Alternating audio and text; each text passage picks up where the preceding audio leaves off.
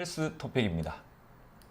지난 시간에는 비영양성 감미료가 어떠한 영향을 미치는지, 우리 몸에 어떠한 대사적 효과를 보이는지에 대해 가지고 말씀을 드렸고요. 오늘은 계란을 먹으면 콜레스테롤 수치가 올라가진 않나요? 라는 질문에 답변을 드려볼 수 있도록 하겠습니다. 정말 많이 질문을 하시거든요. 계란 노른자를 먹으면 계란 노른자에 들어있는 콜레스테롤로 인해 가지고 검사 수치에 영향을 받는 건 아닌가요? 라고 말씀을 많이 하시고, 또 계란에 대해서 두려움을 가지신 경우가 정말 많습니다. 그래서 계란을 말씀을 드렸을 때 아직까지도 계란에 대한 거부감 또는 일부러 노른자는 안 드시고 흰자만 드시는 경우들이 있으시고요. 이 논쟁은 1960년대 시작이 됐습니다. 그 당시에 임상적인 데이터를 가지고 결론을 낸 게 아니라, 그 당시에 동물 실험이라든지 그러한 데이터를 가지고서 하루에 300mg 이상 먹으면 위험할 것 같으니까 거기에서 합의를 하자라는 그런 결론으로 지침이 나왔어요. 그런데 1980년대부터 시기에 대해 가지고 대규모 집단 연구가 수행이 되게 됩니다. 외국에서요. 그래서 그런 대규모 집단 연구를 통해 가지고 콜레스테롤 섭취를 많이 한 군과 그렇지 않은 군, 또 콜레스테롤을 섭취를 했을 때에 혈중 콜레스테롤 농도에 어떤 영향을 미치는지에 대한 데이터가 차곡차곡 쌓이기 시작합니다. 그러다 보니까 이 1960년대에 지정된 지침과 맞지 않는 결과들이 도출되게 되는 겁니다.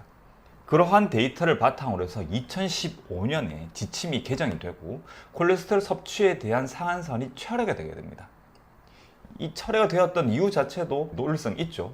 그간의 역학 자료, 메타 분석, 임상적 개입이라는 것은 이제 실험 설계를 콜레스테롤 섭취를 많이 시키거나 이런 개입을 했다는 얘기가 된다고 생각하시면 됩니다. 그렇게 했을 때에 이 콜레스테롤 섭취와 혈중 콜레스테롤 농도의 상관관계 크게 없다라는 결론이 내려졌고, 그로 인해서 2015년도에는 우리가 흔히 알고 있는 하루에 계란 노른자 한 개 이상을 먹으면 안 된다라고 하는 그런 콜레스테롤 섭취 상한선이 사라지게 된 겁니다. 그래서 그 지침이 철회된 이후에도요, 지금 이 표에 글자가 작아서 안 보이실 수가 있습니다. 하지만 2020년도, 2022년도, 2027년도, 2021년도 나온 메타 분석 또는 역학 자료, 그 다음 콜레스테롤 섭취로 인한 LDL 또는 HDL 콜레스테롤 소분액의 변화에 대해 가지고 2018년도, 2017년도 연구 결과들도 있습니다. 이런 지침이 철회된 후에 나온 가장 최근의 연구 및 자료에서도 이런 철회된 지침을 뒷받침하고 있는 모습을 볼 수가 있는데요.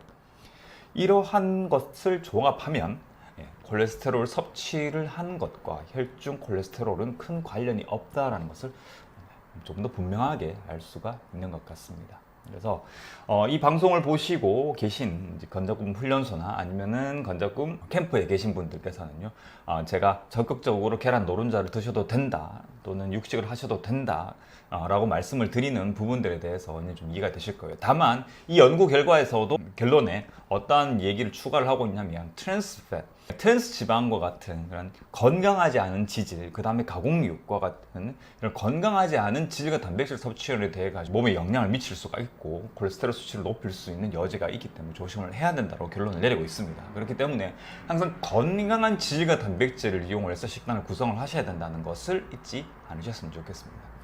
이러한 연구 결과들, 이러한 연구 데이터들은 이 영어로 많이 쓰여지고 있고, 또 대부분 외국 사이트에서 우리가 검색을 할 수가 있기 때문에 이것을 번역하는 사람들이 있지 않으면은 쉽게 이런 정보들을 접할 수가 없습니다. 좀 안타까운 현실이긴 합니다. 이런 정보의 비대칭성 또는 정보에 있어가지고 어떤 의존성이 생기는 부분에 있어가지고 좀 안타깝다는 생각이 듭니다. 그래서 만약에 여러분들께서 뭔가 좀 스스로 정보를 좀 찾아보실 그런 의지가 있으시다면, 요즘은 이제 번역기가 절대 있으니까요. 국내에 있는 정보나 국내에 있는 병원 사이트에만 또는 국내에 있는 건강정보 사이트만 검색하지 마시고 국외에 있는 사이트들도 영어로 검색을 해보신다면 국내에 번역되고 국내에서만 이렇게 논의되는 정보들보다 훨씬 더 최신의 정보, 훨씬 더 다양한 시각의 정보들을 여러분들이 찾으실 수가 있게 될 겁니다. 오늘 이 콜레스테롤 섭취와 혈중 콜레스테롤 농도 관련된 이야기를 시작으로 해서 며칠간 이 콜레스테롤에 대한 내용들을 조금 더 다뤄볼 수 있도록 하겠습니다. 오늘 헬스 토픽은 여기까지입니다.